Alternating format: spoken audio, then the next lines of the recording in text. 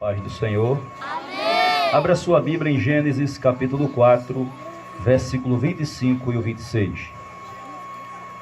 Gênesis capítulo 24, versículo 25 e o 26. Glória a Deus. Aleluia.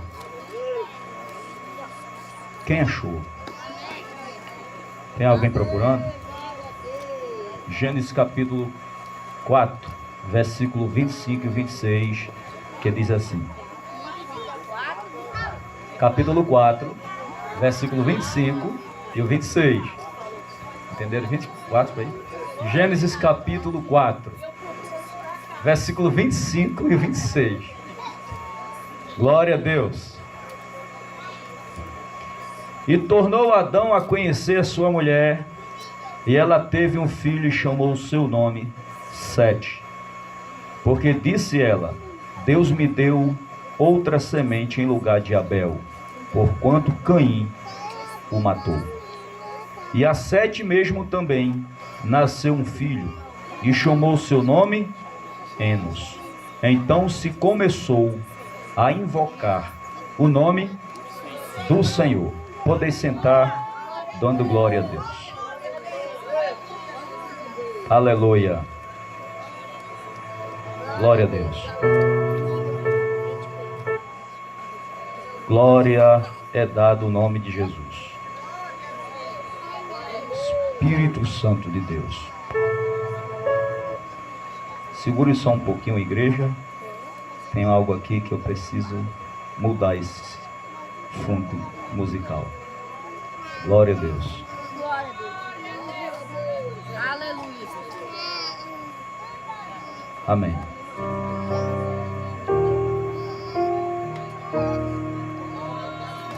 A palavra do Senhor nesta noite, como o texto que nós lemos, eu quero dar um tema a esta mensagem. E o tema é o legado de Enos. Diga após a minha pessoa: o legado de Enos. Eu estava pedindo uma palavra a Deus para a noite de hoje. O Senhor começou a falar ao meu coração desde ontem à noite, quando nós estávamos comemorando, conversando ali. E esta palavra começou a arder no meu coração. E eu fui analisar algumas coisas. E entendo que Deus colocou no meu coração, porque Ele tem algo a falar conosco aqui nesta noite, referente ao assunto. Então, como eu já vos dissera, que o tema é o legado de Enos. Enos foi filho de Sete. É uma figura importante na Bíblia, mencionada em Gênesis capítulo 4, versículo 26. E em Gênesis capítulo 5, o versículo 6, de número ao 11, o texto vai nos mostrar o nascimento de Enos e o significativo, pois marca a continuidade da linhagem de Adão e a perseveração da família humana após a queda. Vou repetir: Enos, o seu nascimento tem um significado que, além de marcar toda a história da raça humana, também dá continuidade à linhagem após a queda do ser humano. De acordo com a Bíblia, Enos nasceu quando Sete tinha 105 anos de idade. Em Gênesis capítulo 5, versículo 6, podemos confirmar essa fala. O nome de Enos significa homem ou ser humano. E o seu nascimento é visto como sinal de esperança e renovação para toda a humanidade. A linhagem de Adão através de Sete e Enos é importante, pois através dessa linhagem que a Bíblia traça, a ancestralidade de Noé e efetualmente de Jesus Cristo. Além disso, o nascimento de Enos também é significativo, pois é mencionado que foi durante a vida de Enos que as pessoas começaram a invocar o nome do Senhor. Gênesis 4, versículo 26. Com o nascimento de Enos, podemos observar alguns aspectos importantes sobre a vida, a sua vida e o legado. Vou repetir. Com o nascimento de Enos, podemos observar alguns aspectos importantes sobre a sua vida e legado. Qual o primeiro aspecto que eu quero compartilhar com a igreja no sentido da vida de Enos? Eu quero compartilhar convosco nesse primeiro tópico que o seu nome significa ser humano. E isso é algo bastante interessante no povo da era passada, principalmente no judaísmo. Mas como a gente está falando do início de tudo, nós vemos que Adão conheceu a Eva e esta lhe deu um filho por nome de Caim. Depois conheceu outra vez e lhe deu um filho por nome de Abel. E nós já sabemos da história de Abel, que Abel, intrigado, com raiva de Caim, com raiva de Abel, intrigado com aquela forma de Abel viver diante de Deus, se o moço teve inveja e matou seu irmão, chamando num campo, e lá enganou seu irmão e o matou. Então Eva ficou tão desgostosa, uma mãe desamparada, que começou a orar ao Senhor para vir outro filho, pois Caim tinha fugido perante a face de Deus e perante a face dos seus pais. Então agora, novamente, Deus concede mais um filho a Eva, e o seu nome é Sete. Sete nasce no lugar de Abel, para dar continuidade a uma linhagem boa, piedosa, compassiva, a uma linhagem pela qual o Senhor se agradara, porque a linhagem de Caim, Deus havia rejeitado, por conta da sua má atitude. Então, essa responsabilidade de Sete era grande. Ele deveria dar continuidade à linhagem de Abel, aquela linhagem que era temente a Deus. Então Sete se casa, e entre Sete e sua esposa nasceu um filho, e colocou seu nome de Enos. Então a Bíblia diz que através desse moço, após crescer, começou a invocar o nome do Senhor. Como eu já vos dissera, que Enos, o significado do seu nome é ser humano. O significado do nome de Enos, que é ser humano, contribui para três verdades, para que se pudesse dar a linhagem, dar continuidade à vida e à forma de Abel ser ainda com vida. E a primeira que eu quero compartilhar com vocês, a primeira verdade é sentir a dor do próximo. Porque não existe uma pessoa que tenha um sentimento de um ser humano que não sinta a dor do seu próximo. Todo ser humano na face da terra que não tem sentimento de sentir a dor do seu próximo, ele pode até ser humano, porém o sentimento de ser humano está bem longe, porque ser humano é diferente. Porque ser humano, irmão, é necessário ter amor no coração. Então Enos tinha esta capacidade, Enos tinha esta virtude de quê? De sentir a dor do seu próximo. Pergunta ao seu irmão nesta noite: você sabe o que é sentir a dor do seu próximo?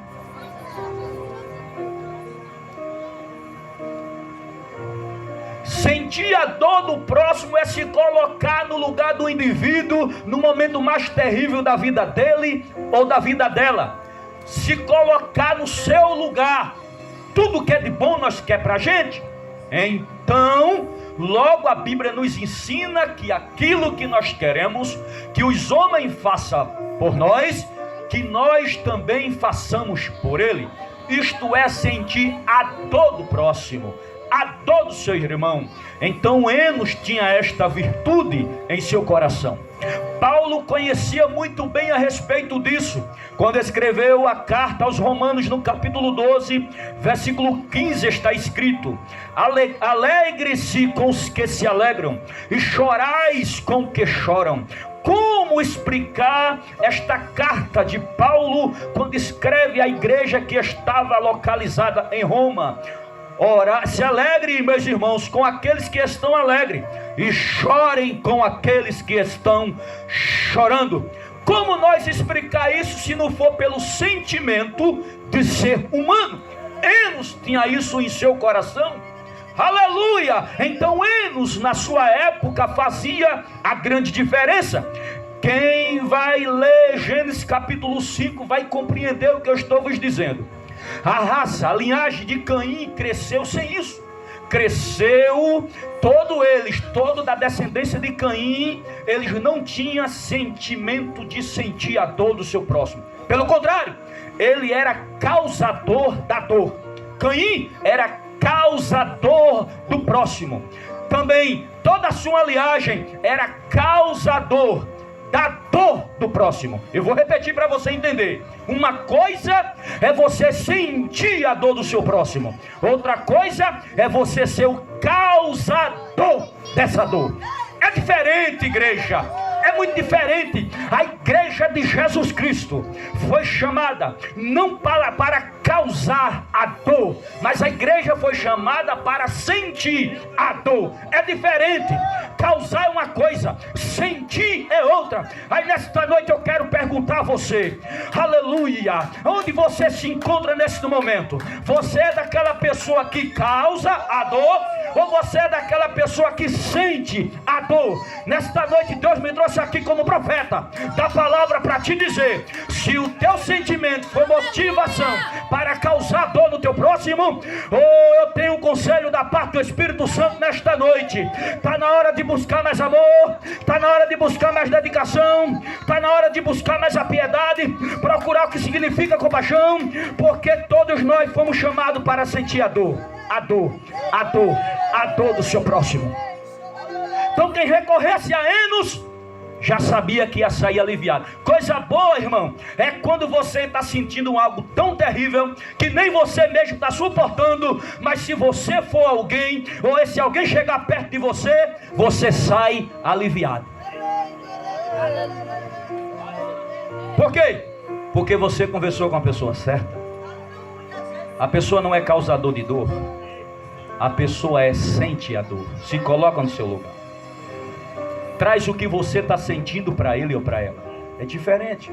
Então, a palavra ser humano indica isso. E tem na terra pessoas que diz ser humano, sendo causador da dor.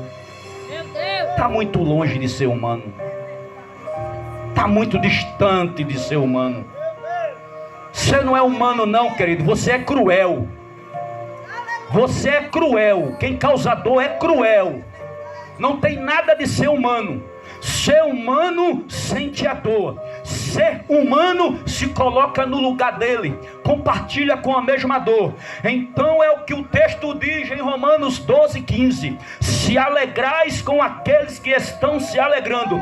Nós vivemos uma época que nem todos estão mais se alegrando com os que estão alegres. Tem gente que vê a minha, a nossa alegria e se incomoda. Tem gente, presbítero, se vê o Senhor alegre, se incomoda com a sua alegria. Paulo disse, é Bíblia, irmão. Paulo disse: se alegre com quem está se alegrando, e chore com aqueles que estão chorando. Aleluia! É o que a Bíblia traz para nós.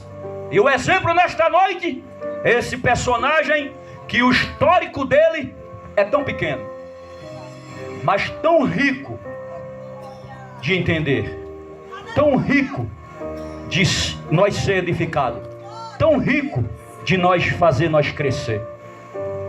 Aleluia. Segundo ponto que eu estou compartilhando convosco, o significado do nome de Enoque, que é ser humano. E o segundo ponto que tinha na vida deste homem é se doar ao próximo. Uma coisa é sentir a dor, a outra coisa é se doar. E você sabe o que significa se doar? Isso aqui vai muito além do que a gente imagina.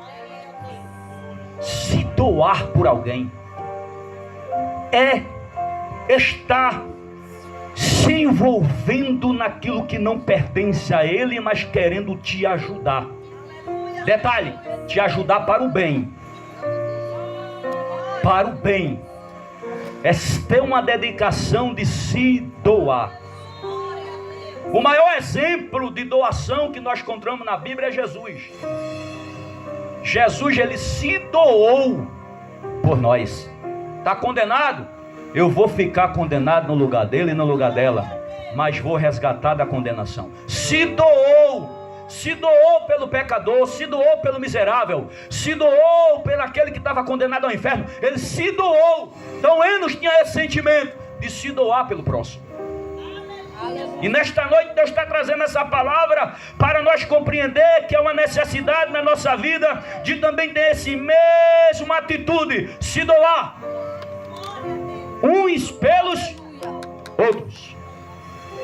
Hebreus capítulo 13, versículo 16 está escrito: não se esqueçam da prática do bem e da mútua cooperação, pois de tais sacrifícios Deus se agrada. Aleluia. O que é que o escritor aos Hebreus está nos informando aqui nesta noite? Ele está dizendo: não se esqueçam de praticar o bem e da mútua cooperação, de cooperar, de unir as forças, de chegar junto, de querer o teu bem-estar. Não se esqueçam, porque de tais sacrifício, se alguém nesta noite aqui diz assim, se doar por alguém é um sacrifício muito grande, e eu vim dizer nesta noite para você que é verdade, mas a Bíblia diz que de tais sacrifício Deus se agrada. Aleluia! Glória a Deus! Deus se agrada de quem se doa, de quem se coloca no lugar, de quem diz: vamos compartilhar dessa dor, de quem diz: de que forma eu posso te ajudar? Sim, eu sei que muitas das vezes, eu sei que você pode até querer ajudar alguém, mas alguém pode até rejeitar a sua ajuda e não quer. E o que fazer nesse momento? Deixa a pessoa lá. Você tentou, ela não quis, ele não quis, você não pode fazer nada mais do que isso. Mas você tentou, você deu passo, você chegou junto, você foi avante. A pessoa que não quis, mas quando alguém quer, como é bom, irmão, aleluia, ajudar e ser ajudado, aceitar ajuda para ser ajudado. Tudo estas virtudes estavam na vida desse homem. E em terceiro ponto, amar ao próximo. Ser humano ama o próximo. E nesse negócio de amar o próximo, isso não é opção. Aleluia. Se você acha que amar o seu próximo é uma opção, você está totalmente equivocado ou equivocada. Porque amar o próximo é mandamento. Bispo, obedeça se eu quiser. Sim, você obedece se quiser, claro. Mas se você não obedecer, o fogo do inferno está lhe esperando. Porque é mandamento amar o próximo. É mandamento. E quem mandou foi Jesus. Está escrito em Mateus capítulo 22, versículo 39. E em segundo, ele está falando aqui em segundo lugar. Em segundo, semelhante a este, amar o teu próximo como a você mesmo. Porque versículos anteriores do capítulo 22 de Mateus, versículo 38, o 37, vai falar de uma pessoa que perguntou para ele: bom mestre, o que é que eu tenho que fazer para ser salvo? E Jesus respondeu: tu tem visto, lido os mandamentos, tu tem visto? Eu tenho visto, tenho lido, tenho acompanhado desde a minha infância. Jesus: pois bem, ame ao Senhor teu Deus de todo o teu, de toda a tua alma, de toda a tua força. Foi Jesus que disse. Semelhante a esse, o segundo é amar o teu próximo como a ti. Ah, irmão, amar o próximo. Aleluia. Isso aqui é culto de celebração, não é? Glória a Deus. E eu vim nesta noite trazer essa palavra nesse culto de celebração para você celebrar o Senhor comigo. Amar o próximo. Porque Enos tinha que ser totalmente o inverso de Caim. Enos tinha que ser o que, igreja? Totalmente o inverso de Caim. Caim era cheio de ódio. Caim era cheio de inveja. Caim era cheio de mágoa. Caim era cheio de rancor. Caim era cheio de intriga. Caim era cheio de contenda. Caim não tinha negócio para ter reconciliação. Caim era irreconciliável. Caim era mais amante do mal do que do bem. Caim era mais próximo das pessoas ímpias do que do bem. Caim não queria saber de conversa com a lei de Deus, com a vontade de Deus. Foi tão tal que Caim, por inveja, matou Abel. Caim não queria saber. Então Enos, que estava traçando a descendência do morto que já tinha morrido pela mão de Caim por nome de Abel, Enos tinha que fazer a diferença de Caim. Então, enquanto Caim tinha ódio, Abel tinha amor. Enquanto Caim era irreconciliável, Abel era reconciliável. Enquanto Caim era cheio de coisa ruim, Abel era cheio de coisas boas. Enquanto Caim era impiedoso, Abel era piedoso. Enquanto Caim não tinha compaixão, era cruel, Abel era compassivo e bondoso. Abel tinha tudo que ser o contrário de Caim. Eu te pergunto nesta noite, a igreja foi chamada para ser e fazer a diferença. A diferença. Qual o padrão que a gente está seguindo? Nós estamos seguindo o padrão de Caim ou estamos seguindo o padrão de Enos? Estou falando sobre um legado. Aleluia. O legado de Enos.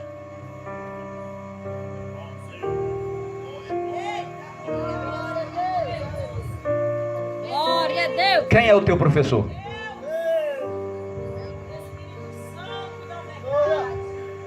Abel à direita, Caim à esquerda. Quem é o seu professor? Quem inspira você a viver? A quem você imita? A quem você segue os passos? De Caim ou de Enos? Eu me decidi a seguir os passos de Enos. Glória a Deus. Agora eu quero saber quem sou eu. Glória a Deus. Aleluia. Tem quem siga Enos aqui? Aleluia, chacoalha a tua mão para o céu. Aleluia. E glorifique o nome do Senhor que vive e reina para todos sempre. Aleluia. Ora maia, chacamassé, de calamassui. Eita Deus, vira maché, caí de calabauera maché, de calamassé. Aleluia. Devemos decidir enquanto há tempo. Quem está nos inspirando, aleluia, a seguir os meus passos, porque todas essas virtudes que estavam sobre Enos, tem que estar na vida daquele que está construindo o legado. Você acredita que tem crente que não sabe nem o que é um legado? Meu Deus. Eu acho que tem crente que entende a palavra delegado. Eu não estou falando de delegado, irmão. Eu estou falando de legado. E o que é um legado? Legado é aquilo que a gente vai fazendo no nosso dia a dia, que depois, ainda depois da nossa morte, lá na frente, ainda vai inspirar pessoas para seguir o caminho do bem. Ela se foi, mas pensa numa mulher de Deus. Ele se foi, mas pensa no homem de Deus. Por causa daquela mulher e daquele homem, eu estou firme até hoje. E eu vou até o fim para encontrar com ele ou com ele na glória. Isso é legado. Qual o legado que você está construindo? Qual é o seu legado? Será que alguém olhando para mim, presbítero Neto, diz assim: se ele consegue, eu vou conseguir. Se ele é homem de Deus, eu também sou. Eu vou conseguir. Será que tem? Quando alguém olha para você, o que é que vê? Um legado de um servo e uma serva de Deus? Ou aquele que está imitando Caim? Qual é o seu legado? Aleluia. Daramaia calamaçui de castruída labás. Oh, glória a Jesus. O segundo aspecto que eu quero compartilhar nesse segundo tópico com a igreja é que Enos tinha uma tão grande responsabilidade. Qual, bispo? De dar continuidade à geração de Abel. Irmão, Enos não pegou algo fácil de cumprir, porque Abel fez toda a diferença antes de morrer. Sete fez toda a diferença enquanto criava Enos. Agora ficou na responsabilidade de Enos manter-se no legado, para que aqueles que viessem depois dele não se desviassem de Deus. E sabe quem veio depois de Enos, guardando o mesmo legado de Enos? Que se Enos não tivesse guardado, pessoas futuras não tinham tido temor a Deus. Coloca aí na tua mentalidade: Enoque, Noé, Abraão. Todos esses homens foi seguindo o passo do que Enos praticou. Veja a responsabilidade deste homem. Veja a responsabilidade. Então Enos tinha um compromisso e o dever de dar continuidade à geração de Abel. Para dar continuidade à geração de Abel, era necessário Enos ter o mesmo padrão. Como você vai dar continuidade a uma geração de alguém se você não tem o mesmo padrão que esse alguém? Tem que seguir o mesmo padrão, o mesmo perfil de vida. Porque ou você segue ou você não deixa o legado. E Enos seguiu o mesmo padrão de Sete e Abel. Vejamos como. Primeiro, Enos precisava ser obediente como Abel. Aqui onde está toda a demanda na vida do ser humano. Para Enos construir um legado, era necessário ele ter sobre ele esse primeiro padrão de vida, de obediência a Deus, como Abel e seu pai Sete. E eu vim dizer nesta noite que nenhum de nós iremos construir um legado diante de Deus na geração em que a gente está vivendo, se a gente não tiver esse padrão aqui, por nome de obediência. Bispo, eu estou desobedecendo, mas o meu legado está sendo construído. Sim, eu sei qual é o legado que está sendo construído seu. Pensa no legado. Pensa no legado que você está construindo. Oh, aleluia, aleluia, aleluia. Pensa no legado que você está deixando na terra. Eu não vou chamar de legado, eu vou chamar de rastro. Você está deixando um rastro, irmão. Não é um legado. Um rastro ruim. Porque quem tem um padrão de obediência é quem consegue deixar o legado. Aleluia. Queres tu construir o teu legado espiritual? Lá vai. Deuteronômio, capítulo 28, versículo 1 está escrito: se vocês ouvirem atentamente a voz do Senhor teu Deus, tendo cuidado de guardar todos os seus mandamentos que hoje lhe ordeno, o Senhor teu Deus exaltará vocês sobre todas as nações da terra. Deuteronômio capítulo 28, versículo 2 também está escrito: se ouvirem a voz do Senhor seu Deus, sobre vocês virão e os alcançarão todas as bênçãos. Todas as bênçãos do Senhor virão sobre a minha vida e a tua vida, se atentamente ouvir a sua voz e obedecer. Aleluia. Aleluia. Glória a Deus. Se ouvir a voz do Senhor teu Deus atentamente e obedecer, vai vir sobre você a bênção, não vai vir maldição. Maldição não vai existir, praga não vai existir, inveja não vai existir, macumba não vai tocar na tua casa, nenhum mal entra na tua vida, Satanás não vai poder mexer no teu lar, não vai poder mexer na tua família. Não, não, não, não, não, não, não. Ei, meu irmão, não é primeiro jejum, nem a oração, aleluia, e nem primeira palavra, se você não obedecer a própria palavra, aleluia. A gente coloca em primeiro lugar a palavra para nós obedecer a palavra, mas se nós não obedecemos a palavra, em vez de entrar a bênção, como alguém vai construir um legado debaixo de maldição? Meu Deus! Como? Como alguém vai construir um legado diante de Deus debaixo de maldição? Você sabia que tem gente no inferno que o próprio diabo diz assim para ele: rapaz, o rastro que tu deixou lá em cima, tem tanta gente vindo para cá por causa de tu, porque não foi um legado, foi rastro. Meu Deus! Legado é debaixo do trono de Deus no paraíso.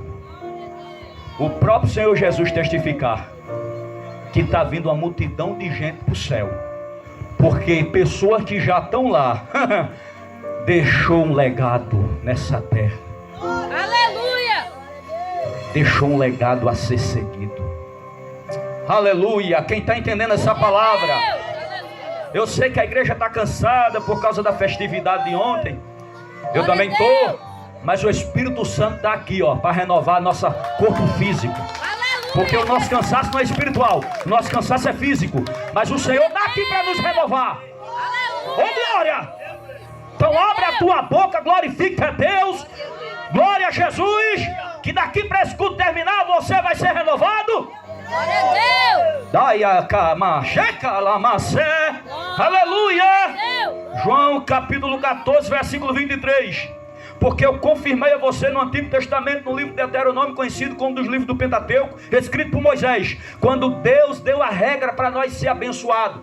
Mas também Jesus já falou em João capítulo 14, versículo 23. Jesus respondeu: se alguém me ama, oh meu Deus, veja, meu irmão, a gravidade disso aqui. Você ama Jesus? Eu amo, bispo. Eu não troco meu Jesus por nada. Jesus é tudo para mim. Eu amo meu Senhor. Eu ando juntinho com Ele. Eu tenho uma comunhão tão grande. A metade do meu dia pensando nele, orando para Ele. Meu Deus do céu, o meu coração chega, fica batido forte quando me lembro só do nome de Jesus. Pois vamos lá. Jesus disse: se você me ama, guardará a minha palavra.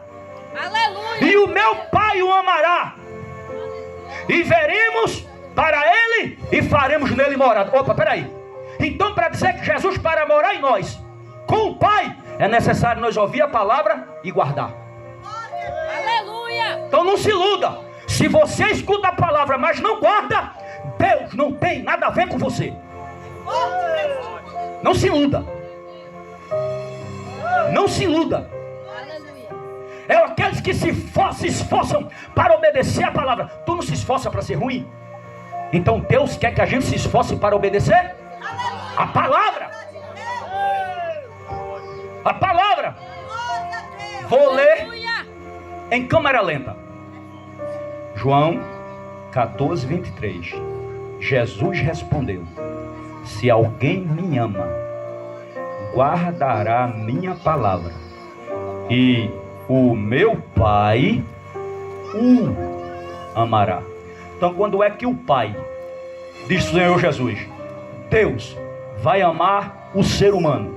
É quando esse escuta a palavra do Senhor e guarda. Aí, para encerrar, ele disse: viremos, plural, aqui está falando da Trindade. Porque se viremos aqui, Jesus não está aqui e nem o Pai está aqui. Então tudo aonde? No céu. Mas quem está aqui em nós? O Espírito Santo. Então aqui está falando da Trindade. Viremos para Ele e faremos nele morada. Pergunta ao seu irmão assim: o Espírito Santo mora dentro de você? O Espírito Santo mora dentro de você. Está fraco? Pergunta de novo. O Espírito Santo mora dentro de você? O Espírito Santo Então, se ele mora, Se ele morre, é porque você está guardando a palavra. glória a Deus. Aleluia. Porque se não guardar, o Espírito Santo passa longe. O Espírito Santo não mora dentro de quem é desobediente, irmão. Aprenda isso. Ele é santo, olha o nome dele: Espírito Santo. Aleluia! Glória a Deus. Espírito Santo. Glória a Deus. Quem está entendendo essa fala? Glória a Deus. Em segundo lugar, que fez Enos dar continuidade à geração de Abel. Em segundo lugar, Enos precisava ter altar com Deus. Enos precisava ter altar com Deus, porque Abel tinha altar com Deus. E se Enos ia dar continuidade à geração de Abel, ele também precisava de ter altar com Deus. Eu não sei como é que alguém quer construir um legado sem altar. Eu não sei como é que tem crente que quer construir um legado diante de Deus com a sua vida espiritual, se não tem altar com Deus. A pior coisa na vida do cristão é quando ele ou ela não tem altar com Deus. Eu vou explicar aqui em algo rápido. Diz como é que eu sei que eu tenho altar com Deus. Vou te explicar. Em primeiro lugar, eu vou falar algo básico. Você tem a prática do seu devocional? Todo altar se começa com a prática do devocional. Só que, para você ainda entender melhor o que é devocional, ele precisa ter alguns ingredientes para que o altar fique completo. E o primeiro dele, que pode ser praticado no devocional, é você colocar a sua oração. Depois você vem e vai para a palavra. Depois você vai para o louvor, a sua adoração. E tudo isso debaixo de uma pequena palavra chamada obediência. Então, se você obedece e você tem oração, você tem leitura da Bíblia, você tem adoração, você louva ao Senhor todas as manhãs, você tem isso no seu coração, ou então no correr do dia a dia, você guarda isso com Deus, você tem um altar com Deus. Aleluia. E tem cristão que não tem nada disso e pensa que está deixando um legado. Pensa que está construindo um legado sem ter altar. Quando alguém diz fulano tem a vida no altar, é porque fulano tem Bíblia, tem oração, tem adoração, tem louvor e tem santidade e obediência. Fulano tem altar. Fulano não diz o que quer, não fala o que quer, não se veste como quer, não anda da forma que quer. Em todos os padrões, fulano e ciclano obedece às normas, às regras, os mandamentos de Deus. Isso é vida no altar. E Enos tinha vida no altar. Abel tinha vida no altar. Sete tinha vida no altar. Então começou a dar continuidade ao padrão. Glória a Deus. Glória a Deus. Altar com Deus. Aleluia. Quando alguém começa bem no altar com Deus e depois abandona toda a prática que deveria ter no altar, sabe o que é que acontece no seu altar, presbítero?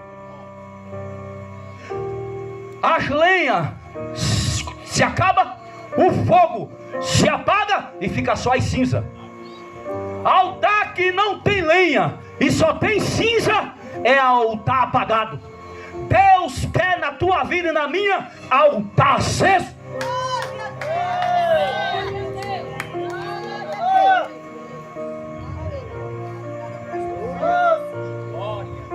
Como é que está o teu altar nesta noite na presença de Deus?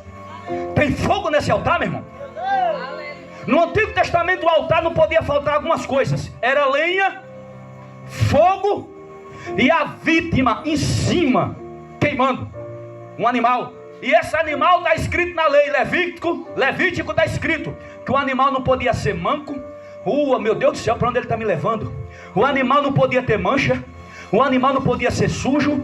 Qualquer animal que algum judeu fosse comprar e apresentar a Deus no altar tinha que ser o melhor. É por isso que na oferta de Abel, que ele era pastor de ovelha, quando ele foi escolher para apresentar a Deus, ele pegou a melhor ovelha. Ou seja, a ovelha não tinha mancha, não era manca, não tinha defeito, não era aleijada, mas ela era perfeita. Então ele foi apresentar ela ao Senhor, e com seu coração entrega ao Senhor e devoto da forma que ele era a Deus. Deus recebeu a oferta dele e rejeitou a de Caim, porque Caim trouxe do seu ele era agricultor e ele trouxe da agricultura qualquer coisa que ele pegou e trouxe para o Senhor, e o seu coração era distante de Deus. Aí Deus não aceitou a dele e recebeu a de Abel. Aí eu pergunto para você: sabe quem é a vítima no altar hoje nosso do crente? A tua vida e a minha vida.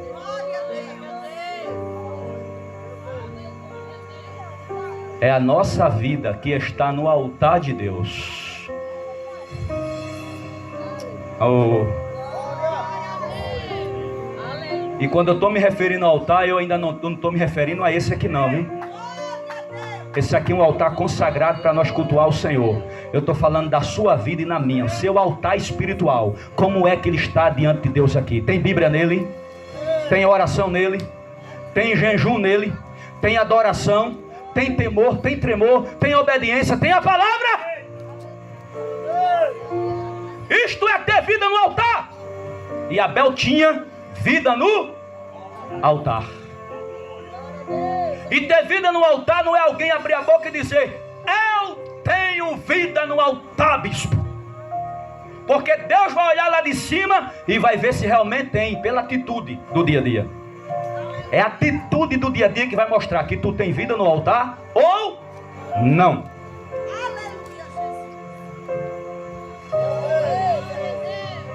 Oh, diga a seu irmão: quer ser usado por Deus? Não escutei. Quer ser usado por Deus? Tenha vida no altar.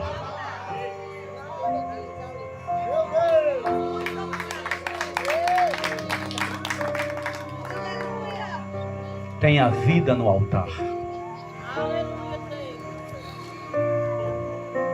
Aleluia.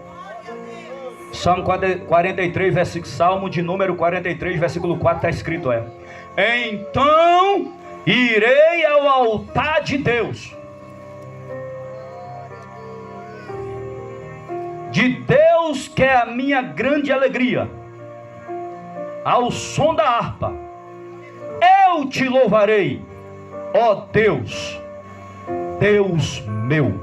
O salmista aqui, ele foi muito sincero e conciso nas suas palavras, quando ele disse que ia ao altar de Deus, e também ele ia com alegria, no som da harpa, ele louvaria ao Senhor e se derramaria na presença do Deus Todo-Poderoso. Isso aqui é altar. Se derramaria na presença de Deus.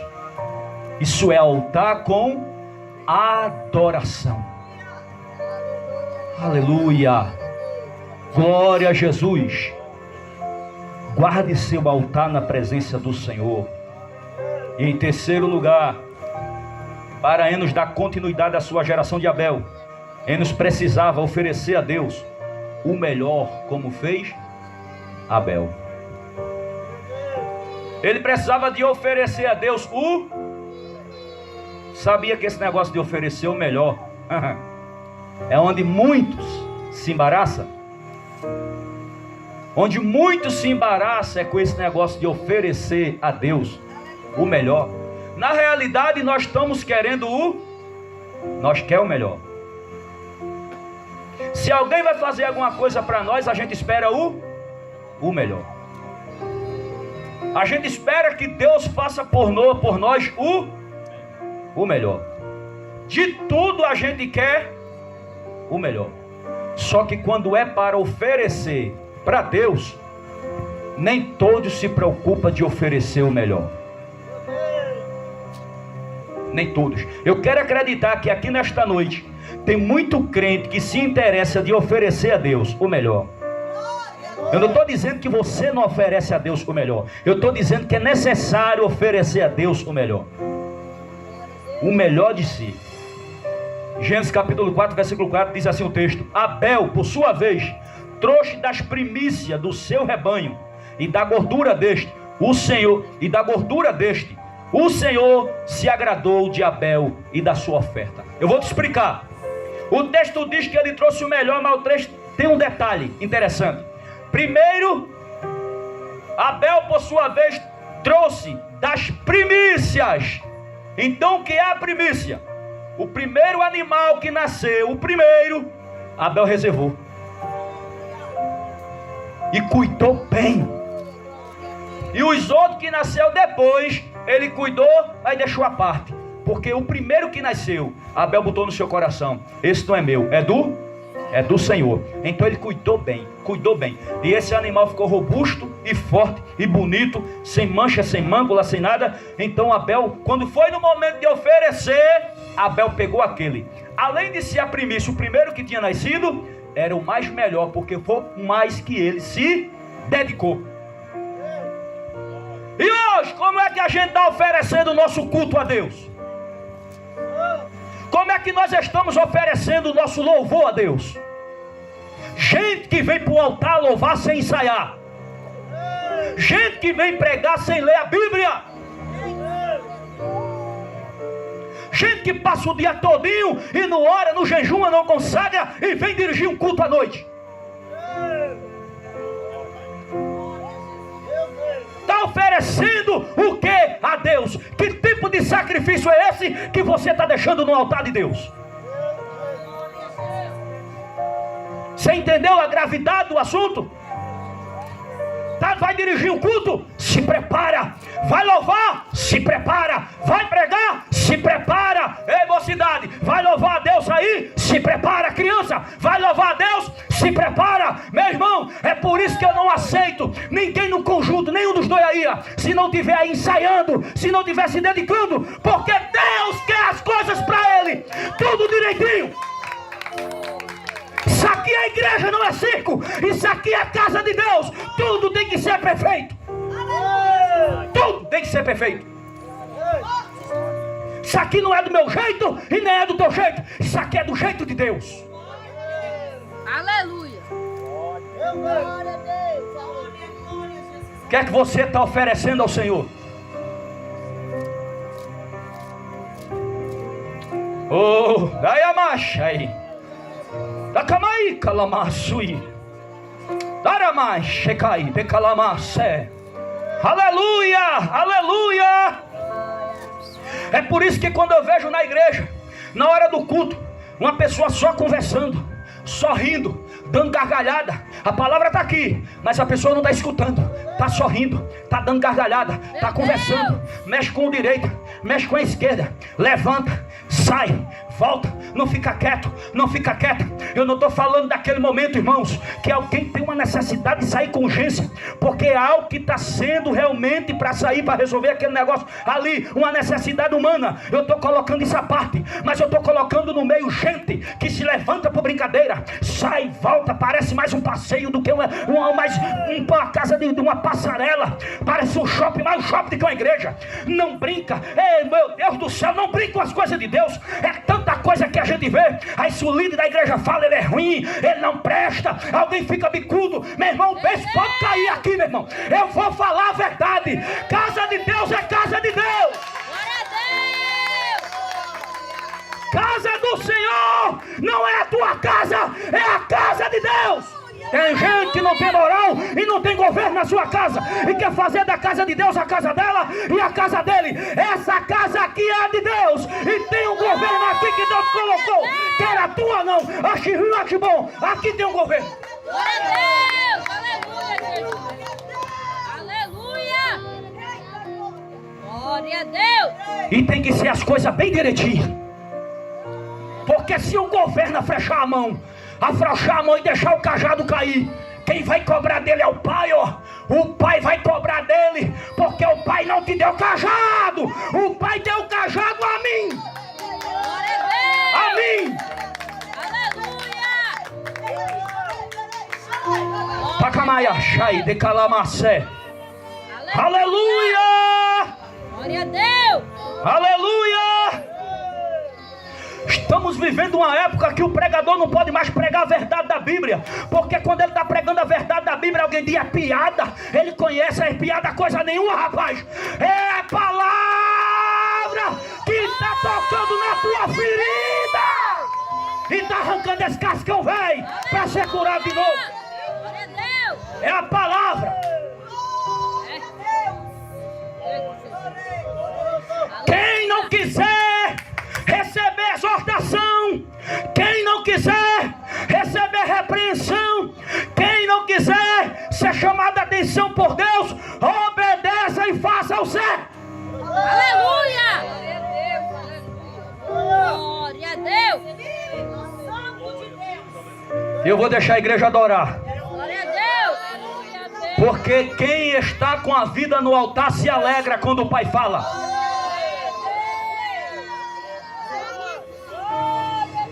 Glória a Deus!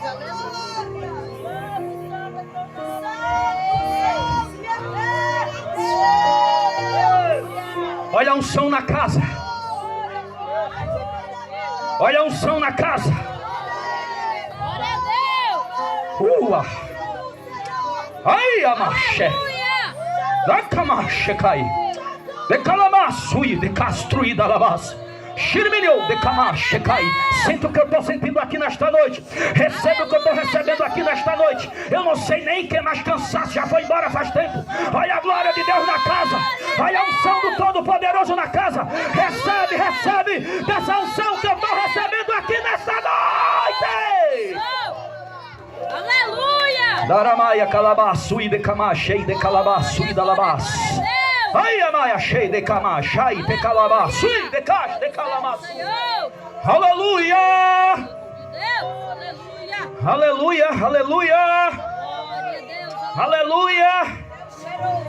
Eu não trabalho com metiolate, eu trabalho com a espada. Aleluia! Eu não trabalho com metiolate para passar em ferida de ninguém. Eu trabalho com a espada. E a espada ela corta, meu irmão. Mas ela corta para arrancar o que é ruim. Ela corta para arrancar o que Deus está se agradando. Ela corta para tirar aquilo que está te apodrecendo. É a palavra que faz a obra. É a palavra. Aleluia, Jesus. Glória a Deus. Lindo,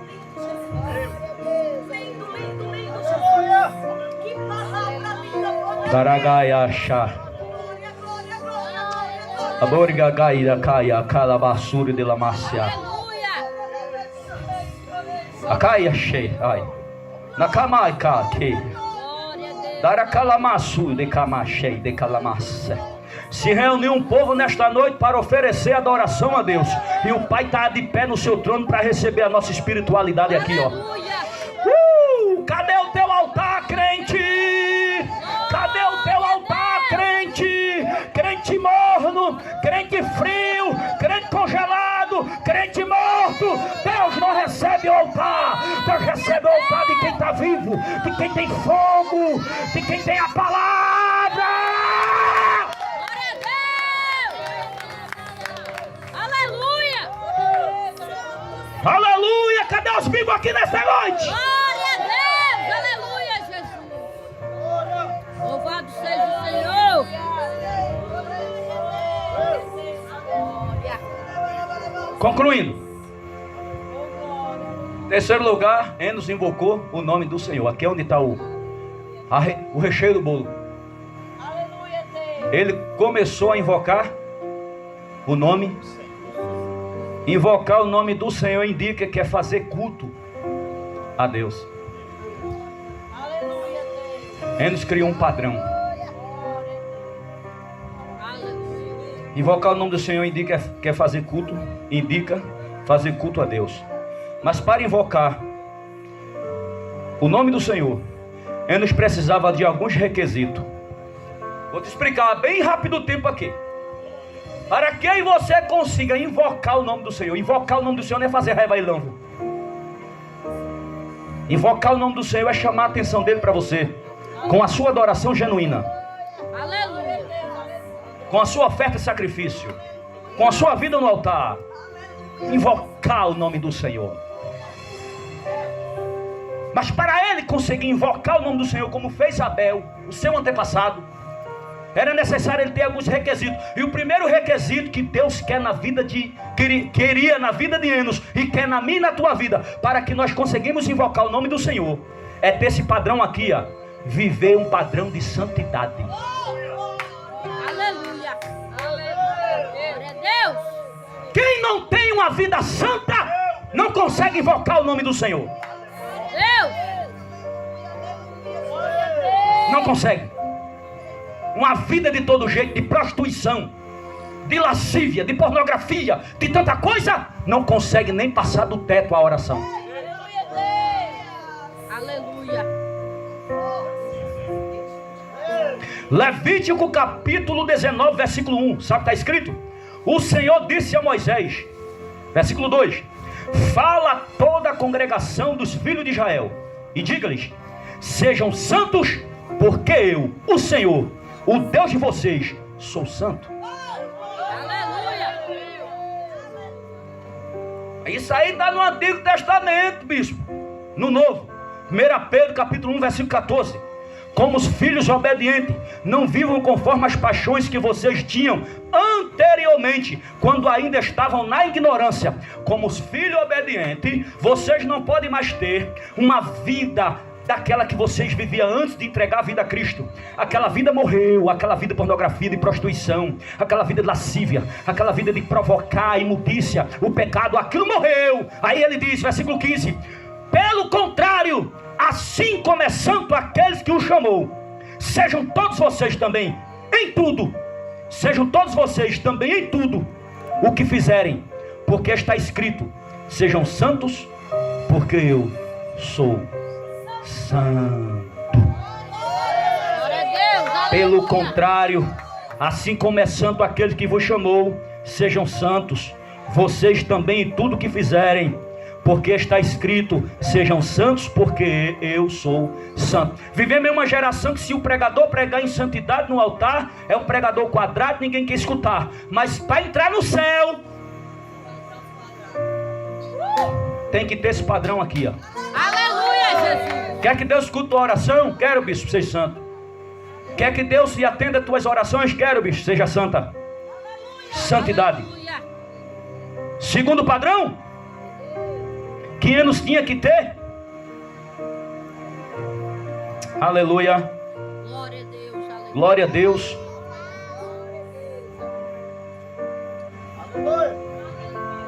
Glória a Deus. Ter uma vida de adoração a Deus.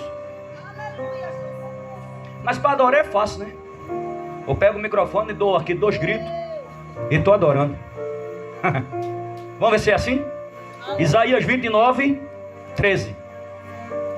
O Senhor disse: visto que esse povo se aproxima de mim, e com a sua boca e com seus lábios me honram, mas o seu coração está longe de mim, e o seu temor para comigo consiste só em mandamentos ensinado por homem.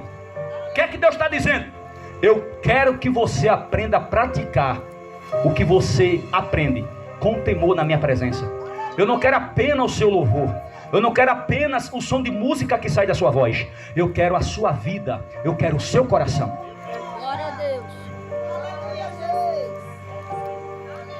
Louve ao Senhor, mas tenha proximidade com Ele. Aleluia. Louve ao Senhor, mas o seu coração tem que estar entregue a Ele. Sabe quando é que o coração da gente não está entregue? É quando a gente louva, um momento solene aqui, algo maravilhoso. Quando termina daqui, que a gente chega ali, não é crente mais. Isso aqui é louvar a Deus com os lábios e o coração distante dele. Aleluia, Deus. Aleluia. Jeremias 29, 13 diz assim, ó: vocês me buscarão e me encherão. Não, vocês me buscarão e me acharão quando me buscares de todo o coração. Então aqui tem uma promessa. Quem quer achar Deus aqui? Levante a mão. Glória a Deus. Olha a promessa. Vocês vão me achar, mas quando me buscar, não é só com os lábios. Tem gente que tem uma voz incrível, né? Chega, dobra a garganta. É ou não é? É uma voz que, meu Deus, dá para amanhecer o dia, acabou tão cedo.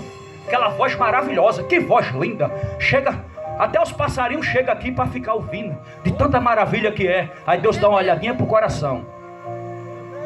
Não é só a voz, é o coração. Onde é que está ele? Aleluia. Se buscar de todo o coração. Aleluia. Tinha mais coisa, mas eu não vou falar. Apenas em terceiro, para nós encerrar, viver uma vida de comunhão com Deus. Aleluia. Enos tinha esse padrão. Viver uma vida de comunhão com Deus. Salmo 25:14 está escrito: o Senhor confia o seu segredo aos que o temem, aos quais ele dará a conhecer a sua aliança. Diga assim: Deus só conta segredo na vida de quem tem comunhão com ele. É por isso que um conhece o segredo de Deus e outros não, por causa da vida que é diferente. É a vida. João 17:20, e nós encerra.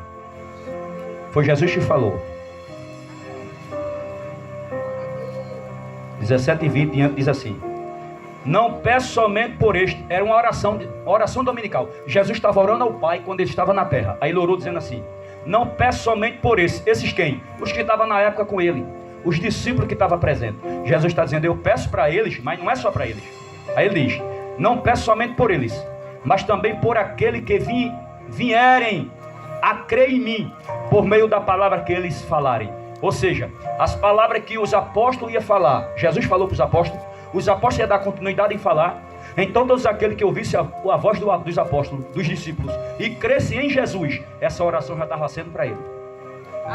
Orou pelo povo da época e orou pelo povo do futuro, o qual eu e tu está enquadrado nesta oração. Aí ele disse assim, versículo 21, a fim de que todos sejam um. Qual era a oração de Jesus? Que todos sejam um. Como é que todos vai ser um se tem divisão no meio do povo? Meu Deus! Como? A fim de que todos sejam um. E como tu, ó Pai, está em mim e eu em ti, também eles estejam em nós, para que o mundo creia que tu me enviaste. Então o mundo só crê em Jesus quando vê a unidade da igreja. 22. Eu lhe transmiti a glória que me deste, para que seja um, como nós os somos. Presta atenção nesse versículo. Jesus disse que transmitiu.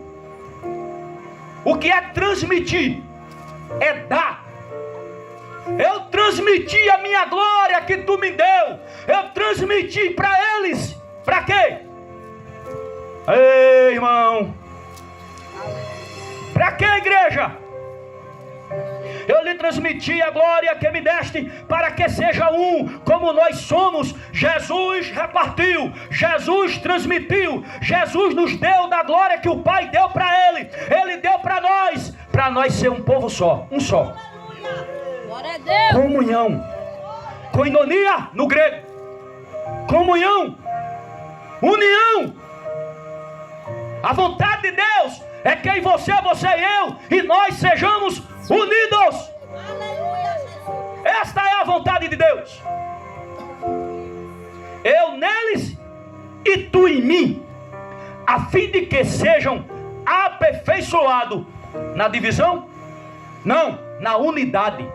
Aleluia. Jesus disse: eu neles e tu em mim, a fim de que eles são aperfeiçoados na unidade,